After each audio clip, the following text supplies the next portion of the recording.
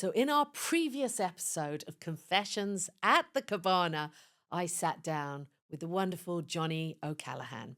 He's a life coach, a therapist, a meditation teacher, and he shared some of the most amazing tools that he uses with his clients. He taught us about going deep into our imagination and following our true soul's journey. If you haven't watched this episode, you might want to go to our YouTube channel and watch it because I think it's packed full of information to give you the best year ever.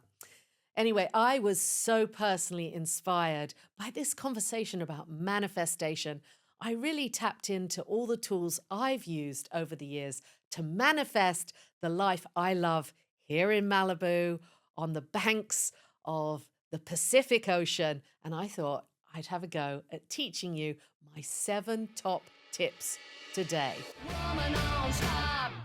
I've used my imagination, the laws of attraction, and love to travel all across the world. I used the laws of attraction to create my music career in Hollywood and my beautiful life here in Malibu. It's wonderful what you can create when you really, really get into it. So I'm going to give you, as my gift to you for this brand new year, my top 7 tips to manifesting the life you love. So step number 1, and the step that I have been really up to my eyeballs in at the beginning of the year, is finding the spark. The spark is the muse, it's the inspiration. And what I generally do is I start reading books. I might watch TV shows. I might go and have interesting conversations. I walk, I'm in the quiet, but I'm looking for the spark that will inspire my whole year. An example of this would be before I came on my epic journey across the world to sing rock and roll, I spent a period when I was reading all sorts of books. I'd read about Brigitte Bardot and Disney, but it wasn't until one fateful day when I saw the movie The Doors, which changed my life. That was the spark that set me off on a journey of over 10 years and singing rock and roll in all sorts of places, in all sorts of ways. So, step 2 is the falling in love. Once you've discovered the spark, you've got to totally fall in love with it. For example, when I discovered Morrison, I listened to every single recording I could find.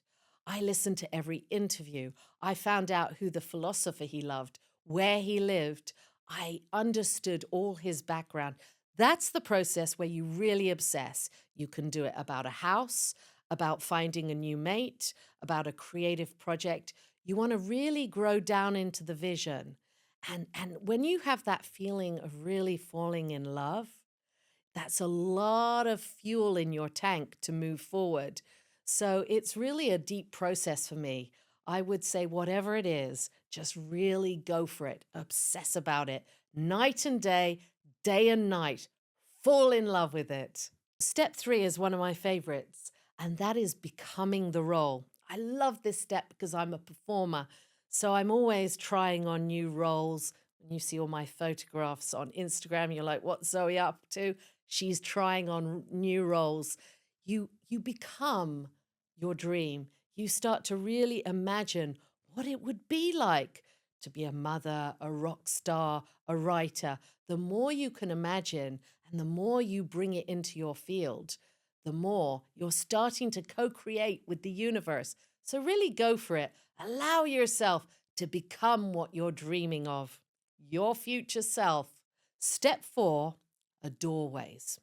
So once you've really become the role, you've really embodied it, and you're almost like performing it like you were in a movie, you'll find that doorways start to open. If you listen carefully, there will be whispers of your future self. So this is a moment where you've got to really keep your eyes and ears open because, for example, when I was starting the podcast, we set the whole studio up. I was excited. I felt like the host, but then we needed guests.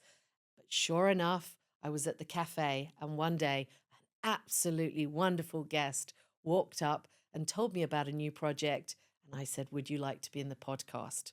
little doorways. You've got to keep your eyes open for those. Synchronicity, that's that's the key to this step. Number 5, of course, is action.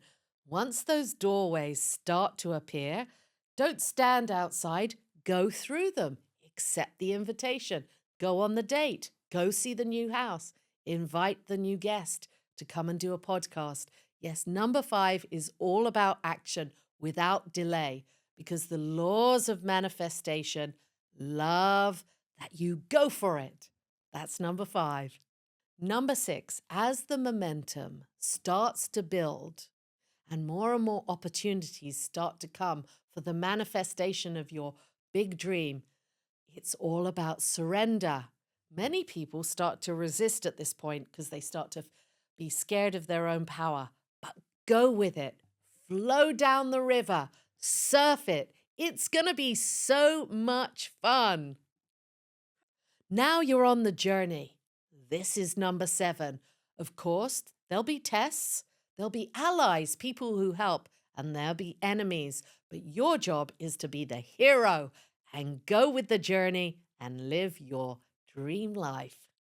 So, of course, we all have our saboteurs and things that might sabotage us as we're on our journey to living our ultimate dream life. And that's where someone like Johnny Callahan could come along and help us. I've had some amazing coaches over the years, great therapists.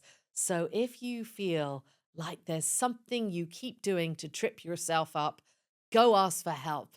Get it done. Let's live our dream lives for 2026.